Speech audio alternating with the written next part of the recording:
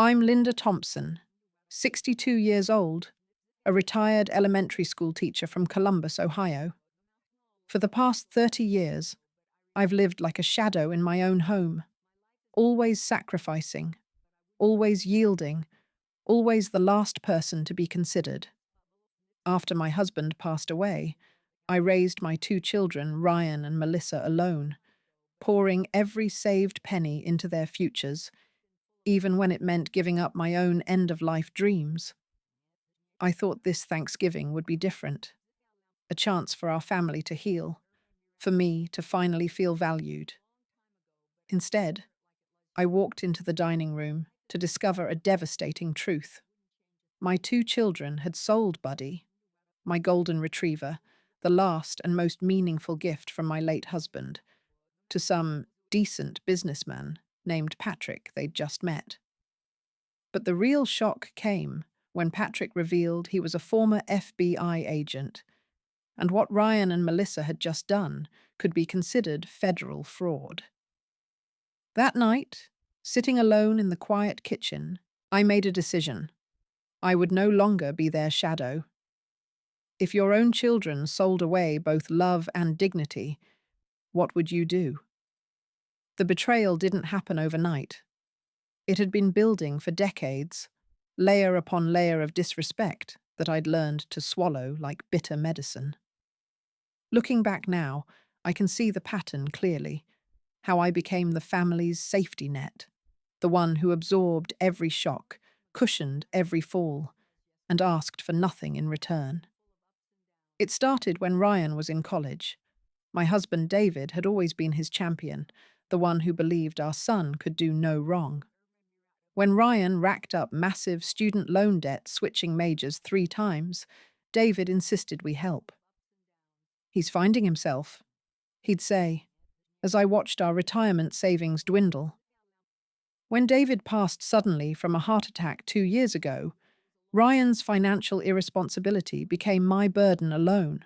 I remember the day I had to cancel my dream trip to Ireland, the one David and I had planned for our 40th anniversary.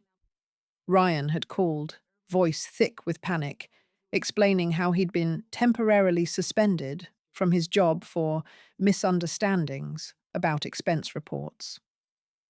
Translation: he'd been stealing, though he never admitted it outright. The bills were mounting, he had a mortgage and a family to feed, and could I please help just this once? I withdrew the entire Ireland fund, $8,000 we'd saved over 5 years, and transferred it to his account. I never saw a penny back. Ryan never even acknowledged the sacrifice, treating it like money that was rightfully his. When I gently mentioned repayment months later, he looked at me with genuine confusion and said, "Mum, you don't really need that money. What would you even do with it?"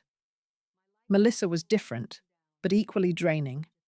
Where Ryan was openly irresponsible, she was calculatingly entitled. After her divorce, she moved back into my house with her 2 young children, turning my peaceful retirement into unpaid childcare. "Mum, you're so lucky to have this big house," she'd say, as if I should be grateful she was filling it with chaos. She treated me like live-in help, leaving messes for me to clean, expecting me to watch her kids while she went out with friends, and worst of all, making me feel like a guest in my own home. When I'd suggest she contribute to groceries or utilities, she'd give me a pitying look and say, "Mum, I'm doing you a favor?" This place would be so lonely without us. The word that hurt most was one I overheard during a phone call she made in my kitchen. She was talking to a friend, voice low, but not low enough. "Yeah, Mum's become such extra baggage lately. Always wanting to be included in everything, always hovering. Sometimes I feel like I'm managing another child." Extra baggage. That's what I'd become in my own home, in my own family. The woman who'd given birth to them, raised them, sacrificed everything for them, reduced to inconvenient cargo they had to drag along. But it was Buddy who became the final straw. David had brought him home just 6 months before he died, a golden retriever puppy with eyes that seemed to hold all the love my husband couldn't put into words anymore. "This little guy will take care of you when I can't," David had whispered, scratching behind Buddy's ears as the puppy slept between us on the bed. After David's funeral, Buddy became my anchor. He slept on David's side of the bed, followed me from room to room, and seemed to sense when the grief threatened to pull me under. He was more than a pet. He was a living reminder that I had been loved unconditionally, that my life had meaning beyond what I could provide for others. Ryan and Melissa tolerated Buddy at first, but as months passed, their complaints grew louder. He shed too much, they said. He needed too much attention. He was expensive to maintain. "Mum, you're getting older," Melissa would say with false concern. "What if something happens to you? Who's going to take care of this dog?" I should have seen it coming. The signs were all there. The way they'd grown quiet when I talked about Buddy, the looks they exchanged when he barked at strangers, the sudden interest in helping me manage my responsibilities. But I was still operating under the old rules, the ones where family meant protection and loyalty, where mothers could trust their children with their hearts. The morning of Thanksgiving, I woke up excited for the first time in months. Both kids were coming for dinner, bringing their families. I'd spent days preparing David's favorite recipes, polishing the good china, setting up the dining room the way we used to when he was alive. I even bought special treats for Buddy, planning to include him in our family photos. But when I came downstairs that morning, Buddy was gone. Ryan and Melissa were in the kitchen with a tall, well-dressed man I'd never seen before. They were signing papers. "Oh, Mom," Melissa said brightly, not meeting my eyes. "This is Patrick. He's going to give Buddy such a wonderful home." I felt the world tilt. "What do you mean?" "We found Buddy a better situation," Ryan said, still not looking at me. "Patrick here is a businessman with a big yard and lots of time. It's really the best thing for everyone." Patrick stepped forward with an apologetic smile, but something in his eyes seemed sharper than his friendly demeanor suggested. "Mrs. Thompson, I understand this is unexpected, but I want you to know Buddy will be very well cared for." "Where is he?" I whispered. "Already settled in at my place," Patrick said gently. "Quick transitions are less traumatic for dogs." "You sold my dog," I said, the words feeling foreign in my mouth. "We found him a better home," Melissa corrected. "And honestly, Mom, you should be thanking us. Do you have any idea how much it costs to maintain a large dog at your age?" That's when Patrick said something that changed everything. "Actually, Mrs. Thompson, there's something your children might not have mentioned. I should probably tell you. I'm a former FBI agent, and what just happened here could potentially be classified as federal fraud." The kitchen went dead silent. Ryan's face went white. Melissa's mouth fell open. "What do you mean?" I asked. Patrick's expression had shifted completely, the friendly businessman mask falling away to reveal something much more serious. "When someone sells property that doesn't legally belong to them, which includes pets in cases where ownership is disputed, it can constitute wire fraud if money changes hands. Since I wrote them a check, and since this involved deception, we're potentially looking at federal charges." Ryan found his voice first. "Wait, what?" "We didn't know about any law." "Ignorance isn't a defense," Patrick said calmly. "Plus, there's the issue of elder exploitation. When adult children take advantage of an elderly parent's resources or property without consent, that's a federal crime too." I stood there, watching my children's faces as the reality hit them. For the first time in years, I wasn't rushing to fix their problem. I wasn't making excuses or offering solutions. I was just watching with a strange sense of detachment, as they faced consequences without my safety net. "Mom, say something," Melissa pleaded. "Tell him we didn't mean anything by it. Tell him we were just trying to help." I looked at her for a long moment, then at Ryan, then at Patrick. "Where's Buddy?" I asked again. Patrick smiled, and this time it reached his eyes. "Safe. And waiting for you." The silence that followed Patrick's revelation stretched like a taut wire, ready to snap. Ryan and Melissa stood frozen, their faces cycling through disbelief, fear, and mounting panic. For 30 years, I had been their fixer, their emotional cushion, the one who smoothed over every crisis with my words, my money, or my sacrifice. But this time, I didn't move. I didn't speak. I simply stood there, letting the weight of their actions settle in the room like dust after an explosion. "This is insane," Ryan finally sputtered. "You can't be serious about federal charges over a dog."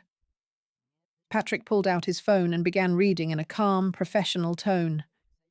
"USC Title 18, Section 1341, Wire Fraud.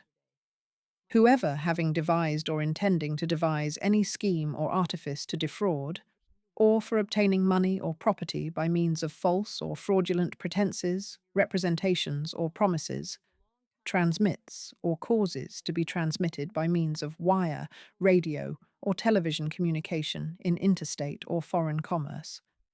Any writings, signs, signals, pictures, or sounds for the purpose of executing such scheme or artifice shall be fined under this title, or imprisoned not more than 20 years, or both." 20 years? Melissa's voice cracked. "For wire fraud, yes. But there's also the elder abuse component. When you factor in the emotional manipulation, the taking of property without consent, and the pattern of financial exploitation your mother described to me." Patrick paused, letting the implication hang in the air. I still hadn't spoken. Part of me was watching this unfold like a fascinating documentary about other people's lives. Another part of me, a part that had been buried under decades of maternal guilt and self-sacrifice, was feeling something I hadn't experienced in years: the satisfaction of watching my children face reality without my intervention. "Mum, please," Ryan said, his voice taking on the wheedling tone he'd used since childhood when he wanted something. "You know we weren't trying to commit a crime. We were trying to help you." I found my voice then, and it surprised me how steady it sounded. "Help me by stealing my dog?" "We didn't steal him," Melissa protested. "We found him a better home. Without asking me. Without my permission. While I was upstairs getting ready for what I thought would be a family dinner." Each word came out measured, controlled. "You sold the last gift my husband gave me to a stranger for money." "It wasn't about money," Ryan started, but Patrick held up a hand. "Actually, it was. I wrote them a check for $2,000. They told me you were elderly and couldn't properly care for the dog anymore, that you'd already agreed to the sale, but were too emotional to handle the transaction yourself." The lie hit me like a physical blow. They hadn't just sold Buddy. They'd painted me as an incompetent old woman who needed them to manage her life. That's when something inside me shifted permanently. For decades, I had operated under the assumption that love meant protection, that being a mother meant shielding your children from the consequences of their choices. But sitting in my kitchen, listening to the detailed ways they had betrayed and diminished me, I realized I had been protecting the wrong person. "Patrick," I said quietly, "what exactly would happen if they were charged?" Ryan and Melissa both started talking at once, a jumble of protests and excuses, but Patrick spoke over them with the authority of someone accustomed to being heard. Federal charges would mean FBI investigation, court appearances, potentially years in prison if convicted. Even if they plea bargained, they'd have federal criminal records. It would affect employment, housing applications, professional licenses. Their children would grow up with parents who are convicted felons. The word felons seemed to echo in the room. Melissa sank into a chair, her face in her hands. Ryan looked like he might be sick. For the first time in my adult life, I held power in my family. Not the soft power of guilt and manipulation that my children wielded so expertly, but real power, the kind that came with consequences that couldn't be talked away or smoothed over. However, Patrick continued, and both my children's heads snapped up with desperate hope. There might be alternatives. If this could be resolved as a civil matter rather than criminal, if restitution was made and certain conditions were met. What conditions? Ryan asked immediately. Patrick looked at me.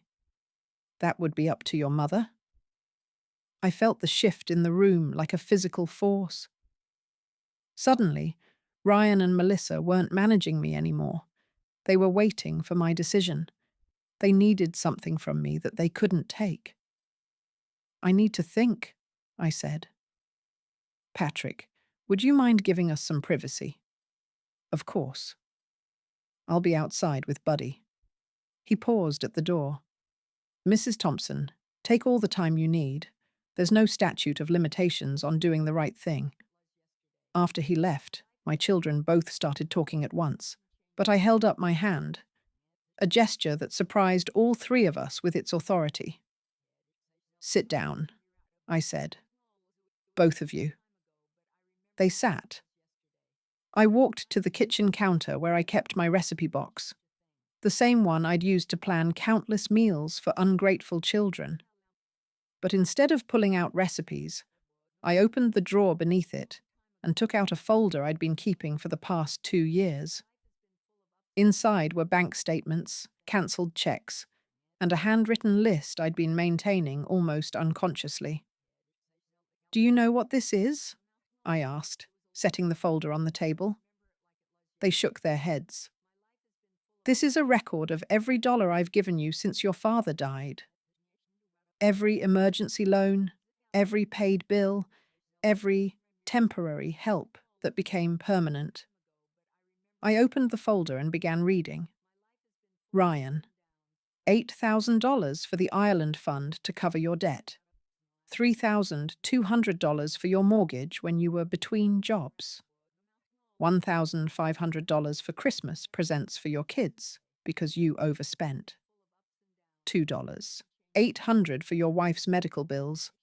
$4,500 to fix your roof. Should I continue?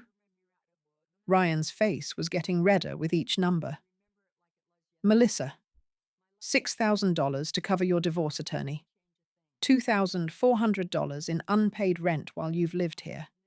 $1,800 in groceries you never contributed to. $3,200 for your car repairs. $2,100 for your children's school supplies and clothes. I closed the folder and looked at them both. The total, in case you're wondering, is $35,500, not including the value of the childcare, the cooking, the cleaning, and the emotional labor I've provided while being treated like a burden in my own home. The silence was deafening. Now, I continued, you want to know what my conditions are for keeping you out of federal prison? They nodded eagerly. First, you're going to return Buddy to me today, and you're going to apologize to Patrick for attempting to defraud him. Done? Ryan said quickly. Second, you're going to move out of my house, Melissa. You have 30 days to find your own place. Mom, that's not fair. I can't afford... You'll figure it out. You're an adult.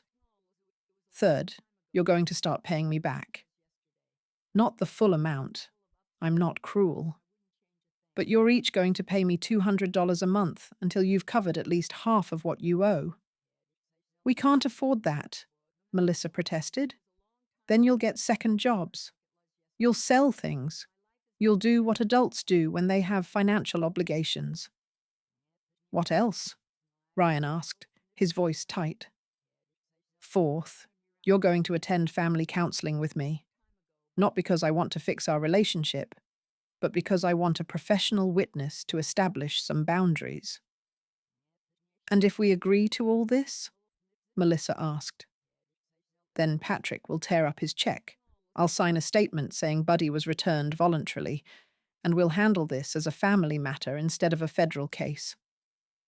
I paused, looking at both of them carefully. But understand this. These aren't requests.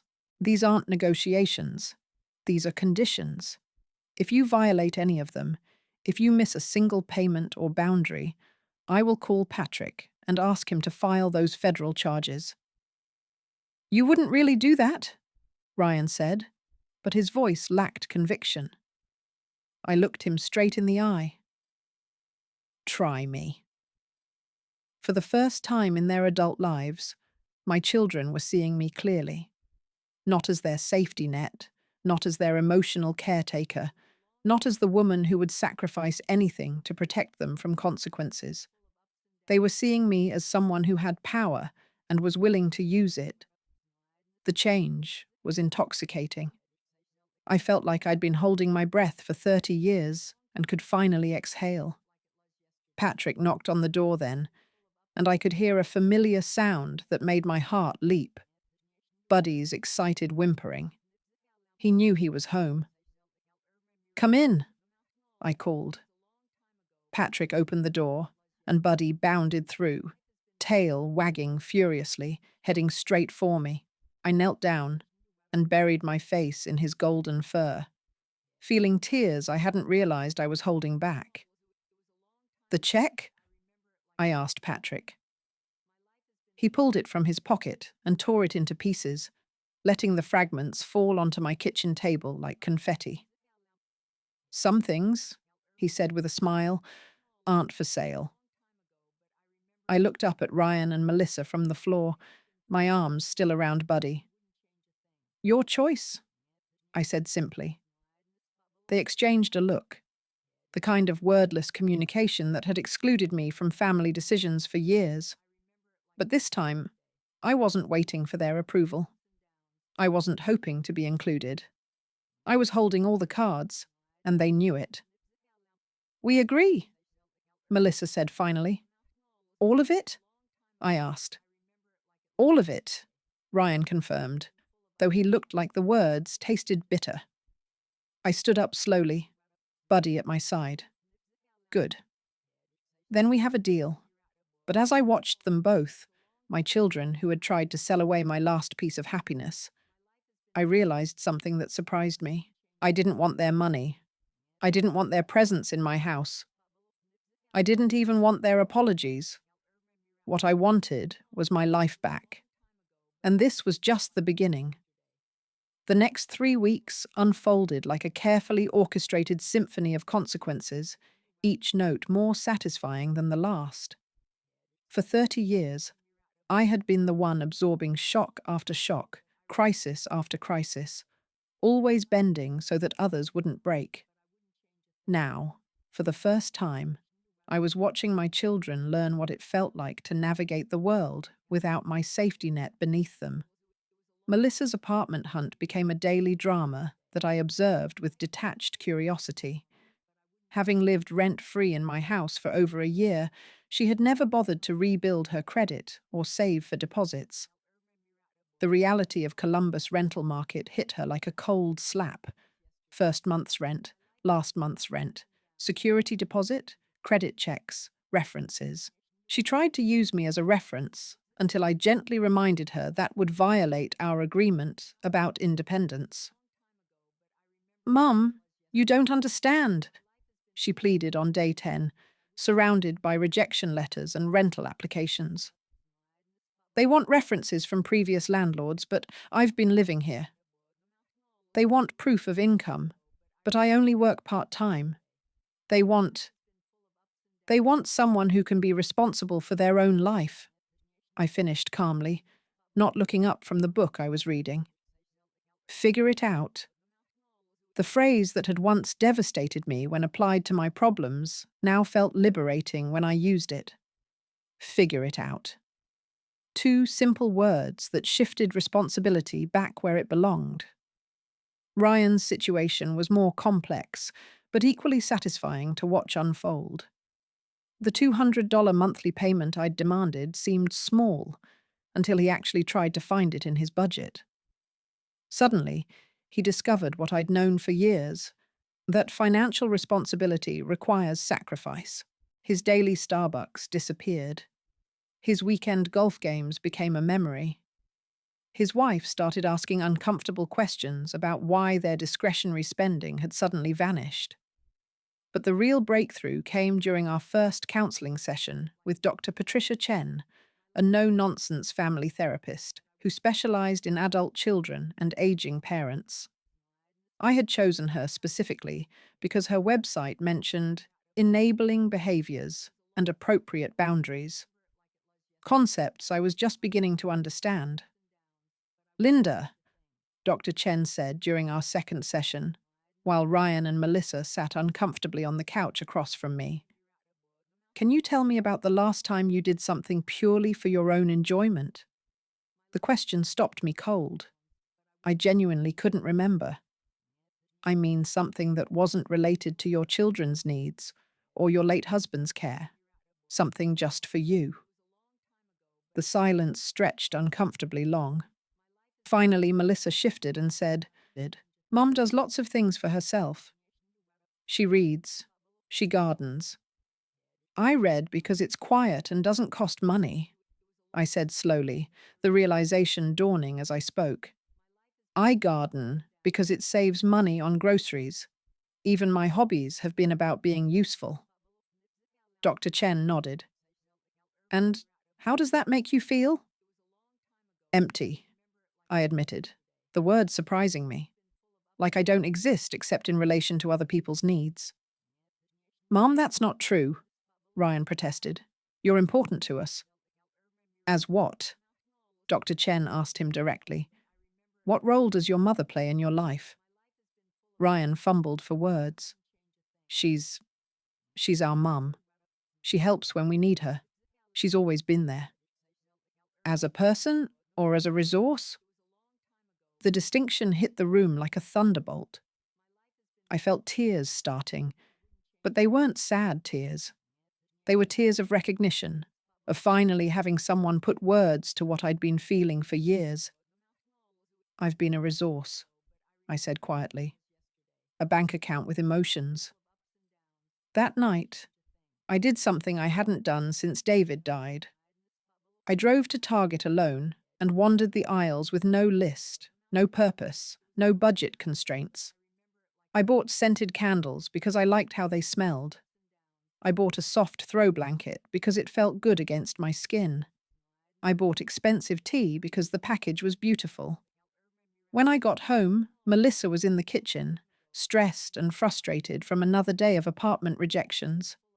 She saw my shopping bags and asked, "What's all this for?" "Me," I said simply, and carried my treasures to my bedroom. The real turning point came 3 weeks after our agreement, when Patrick called to invite me for coffee. We met at a small cafe downtown, and as we talked, I found myself laughing for the first time in months.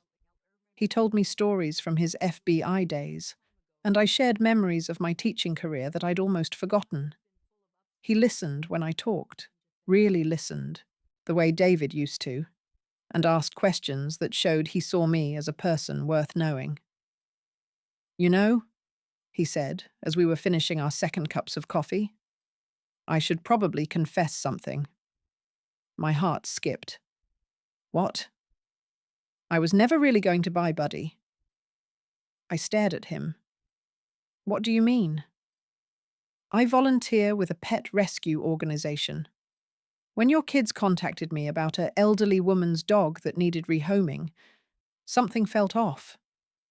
The story didn't add up. Why would an elderly woman who clearly loved her dog want to give him away? So I decided to investigate. You mean I mean, I set up the whole scenario to expose what they were really doing. The FBI agent thing is real. I retired 3 years ago, but I was never interested in buying your dog. I was interested in protecting him. And you. I felt a mixture of gratitude and embarrassment. So, you knew they were lying from the beginning? I suspected. But I needed evidence, and I needed you to see their true character without my interference. Sometimes people have to discover the truth for themselves, or they won't believe it. Why would you do that for a stranger? Patrick smiled, and there was something warm and knowing in his expression. My mother went through something similar with my sister 10 years ago. By the time I realized what was happening, Mom had given away almost everything she owned trying to help someone who saw her as an ATM. She died feeling worthless and alone. He paused. I couldn't save her, but maybe I could help save you. That evening, I sat in my living room with Buddy at my feet, surrounded by my new candles and wrapped in my soft blanket, thinking about Patrick's words. I thought about his mother, dying alone after giving everything to ungrateful children. I thought about the woman I'd been becoming, invisible, depleted, existing only to serve others' needs. Then I thought about the woman I was discovering I still could be. The next morning, I made 3 phone calls that changed everything. The first was to Melissa. I've decided to modify our agreement, I told her. What do you mean? Her voice was immediately cautious. You don't have to move out. Relief flooded her voice. Oh, Mom, thank you. I knew you'd. Because I'm selling the house. Silence. I've already talked to a realtor. The market is good, and I can get enough to buy a nice condo with no room for anyone but me and Buddy. You can't be serious. I'm completely serious. You have 60 days instead of 30, but the end result is the same. You'll need to find your own place. My second call was to Ryan. I want you to know that I'm liquidating some assets, and I'll be making some changes to my will. What kind of changes? I'm setting up a trust for your children's education, but it will be managed by a third party. You and Melissa will no longer be beneficiaries of my estate. Mum, you can't. I can, and I have. The money will go to organizations that help elderly people who've been financially exploited by their families. I think that's what David would have wanted. My third call was the most important one. It was to Patricia Chen. I'd like to schedule individual sessions, I told her. I think I need to figure out who I am when I'm not being useful to people who don't appreciate me. The day Melissa moved out of my house was the day I finally understood what freedom felt like. She was bitter and resentful, making snide comments about my sudden selfishness and predicting that I'd be lonely and regretful within a month. Ryan barely spoke to me at all, communicating only through curt text messages about his payment schedule. But as I watched the moving truck pull away with the last of her belongings, I felt something I hadn't experienced in decades: peace. My house was quiet, but it wasn't the hollow quiet of neglect. It was the full quiet of potential, of space waiting to be filled with things I chose. That evening, Patrick came over with Chinese takeout and a bottle of wine. We sat on my couch, in my living room, in my house, and talked until nearly midnight. We talked about books and travel, about dreams deferred and second chances. When he asked if I'd like to have dinner sometime, somewhere nice, I said yes, without hesitation. You know, he said as he was leaving, I think you're going to be just fine. I looked around my quiet house, at Buddy sleeping peacefully in David's chair, at the life I was building from scratch at age 62, and I smiled. Better than fine, I said. I'm going to be free. 6 months later, I was signing papers for my new condo when my phone buzzed with a text from Melissa. It was a photo of her new apartment, small but clean, furnished with things she'd bought herself. The caption read, "First place that's really mine." Harder than I thought, but proud of it. I stared at the photo for a long moment, then typed back, "It looks perfect. You did good." It wasn't an apology, and it wasn't a reconciliation, but it was acknowledgement, from both of us, that she was capable of more than either of us had believed. Ryan took longer. His payments came sporadically, always accompanied by complaints about how unfair everything was. But Dr. Chen had helped me understand that his anger wasn't really about money. It was about the loss of his safety net, the realization that he would have to face consequences like everyone else. 8 months after that Thanksgiving confrontation, he called me on a Tuesday evening. "Mom," he said, and his voice sounded different, older. "I need to tell you something." "What's that?" "I got promoted at work. A real promotion, with a salary increase and everything." "That's wonderful, Ryan. The thing is, I don't think I would have fought for it before. I would have just accepted whatever they gave me and then come to you when money was tight." I waited. "I'm not saying you were wrong to cut us off," he continued slowly. "I'm not even saying I'm glad you did it. But I think maybe I needed to learn how to handle things myself." "And how does that feel?" I asked. "Scary," he admitted, "but also kind of good. Like I'm actually an adult instead of just pretending to be one." After we hung up, I sat in my new living room, smaller than my old one, but filled with things I'd chosen because I loved them, not because they were practical. Buddy was older now, greyer around the muzzle, but still devoted. Patrick and I had been dating for 4 months, taking things slowly, learning each other like teenagers with the patience of people who had time. I thought about the woman I'd been a year ago, invisible, depleted, apologizing for taking up space in her own life.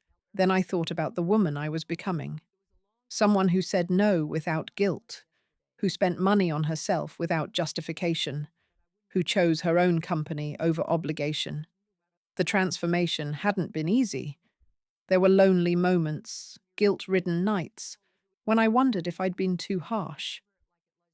But Dr. Chen had helped me understand that loving someone doesn't mean sacrificing yourself for them.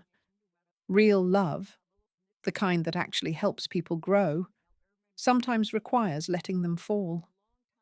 As I prepared for bed that night, I found myself thinking about all the women like me, the mothers and wives and daughters who had given and given until there was nothing left, who had been reduced to resources rather than recognized as people. I thought about Patrick's mother, dying alone after a lifetime of service to ungrateful children. And I made a decision. The next day, I called the local community centre and volunteered to start a support group for women over 50 who had experienced financial or emotional exploitation by family members. I called it Reclaiming Our Stories, and I was amazed by how quickly it filled up. Every Thursday evening, 8 to 12 women gathered in a circle, sharing experiences that were remarkably similar to mine. There was Margaret, 68, whose son had convinced her to sign over her house and then evicted her when she became inconvenient. There was Susan, 71, whose daughter had systematically emptied her bank accounts while promising to manage her finances better than she could herself. The stories were heartbreaking, but the strength of these women was inspiring. Each week, we practiced saying no. We role-played difficult conversations. We celebrated small victories, a boundary held, a demand refused, a manipulation recognized before it could take hold. "The hardest part," Margaret said during one session, "is accepting that love isn't supposed to hurt this much." "The hardest part for me," added Susan, is believing I deserve to be treated better. I found myself becoming not just a participant, but a leader, helping other women recognize their worth and reclaim their power. It was the most meaningful work I'd done since my teaching days, and it filled a space in my life I hadn't even realized was empty. One evening, as our group was wrapping up, a new member named Joan asked me something that stopped me in my tracks. Linda, do you ever regret it, standing up to your children? I thought about the question seriously. Did I regret the confrontation that had changed everything? Did I miss the version of myself who had absorbed every shock and cushioned every fall? I regret that it took me 62 years to learn that being needed isn't the same as being valued, I said finally. I regret the years I spent believing that my worth was measured by how much I could give away. But do I regret reclaiming my life? Never. As we left that night, Joan caught up with me in the parking lot. Thank you, she said simply. You've given me hope that it's not too late to start over. Driving home to my condo, with Buddy panting happily in the passenger seat and Patrick's dinner invitation warming my phone, I realized something profound. The betrayal that had shattered my old life had actually been a gift. It had forced me to see myself clearly, to recognize my worth, and to choose a different path. I was no longer the woman who said yes to everything, who absorbed every crisis, who existed primarily as a support system for other people's dreams. I was Linda Thompson, not Linda the mother, Linda the widow, Linda the helper, just Linda, complete in herself. At 62, I was finally learning how to live for myself, and it felt like the most natural thing in the world. 2 years have passed since that Thanksgiving confrontation that changed everything. As I write this, I'm sitting in a cafe in Rome, yes, Rome, with my laptop, a cappuccino, and a view of the Pantheon. Patrick is at the hotel, planning our afternoon, and Buddy is being spoiled by my neighbour back home who insisted on pet sitting while I take my first real vacation in 30 years. The support group I started has grown into a regional network, with chapters in 12 cities across Ohio. We've helped over 200 women recognize and escape financial exploitation, and we've become a force that Adult Protective Services regularly refers to. I never imagined that my pain could become other people's pathway to freedom, but that's exactly what happened. Ryan and I have rebuilt our relationship, slowly and carefully, with clear boundaries on both sides. He still makes his payments, though now they feel less like restitution and more like respect. He's learned to solve his own problems, and he's discovered he's actually quite good at it. Our conversations are shorter now, but they're real. Two adults who care about each other without obligation or manipulation. Melissa took longer to come around, but she eventually did. She finished her degree, got a better job, and bought her own house last year. She sent me a card on Mother's Day that simply said, "Thank you for teaching me to stand on my own feet, even when it hurt." It was the best gift she'd ever given me. But the most important relationship I've rebuilt is the one with myself. I wake up every morning in a life I chose, surrounded by people who value me for who I am rather than what I can provide. I spend money on beautiful things without guilt. I say no to requests that don't serve me. I take up space unapologetically. And most importantly, I've learned that silence isn't weakness. It's power, waiting for the right moment to speak. If you're listening to this story and recognizing yourself in it, if you've been treated like an ATM by people who should love you unconditionally, if you've been told you're too sensitive or too demanding for wanting basic respect, I want you to know something. You are not too much, and you are definitely not too late. Whether you're 45 or 75, whether you're dealing with children or spouses or siblings or friends who have confused your kindness with weakness, whether you've spent decades being everyone's safety net while never having one yourself, Your story is not over. Silence isn't weakness. Kindness isn't the same as being a doormat. And love, real love, never asks you to disappear. The hardest lesson I learned is that sometimes saving yourself requires letting other people fall. Sometimes the most loving thing you can do is step out of the way and let people face the consequences of their choices. Sometimes the family you build is more important than the one you were born into. But the most important lesson I learned is this: you are never too old to start living for yourself. To every woman who has given until she was empty, who has been called selfish for having boundaries, who has been made to feel guilty for wanting reciprocity in her relationships, this is your permission slip to choose yourself. You don't need anyone else's approval to reclaim your life. You don't need their understanding, their forgiveness, or their blessing. You just need your own courage and the understanding that you deserve better than crumbs of affection and respect. Your story isn't over. In fact, it might just be beginning. If this story resonated with you, if you've ever felt invisible in your own life, if you're ready to stop being everyone else's safety net and start building your own, then you're not alone. Share this story with someone who needs to hear it. Subscribe to Grandma True Stories, where silence becomes strength and forgotten women find their voices again. Because when a woman finally decides to stop shrinking herself to fit into other people's comfort zones, the world has no choice but to make room for who she really is. And that, my friends, is when the real story begins.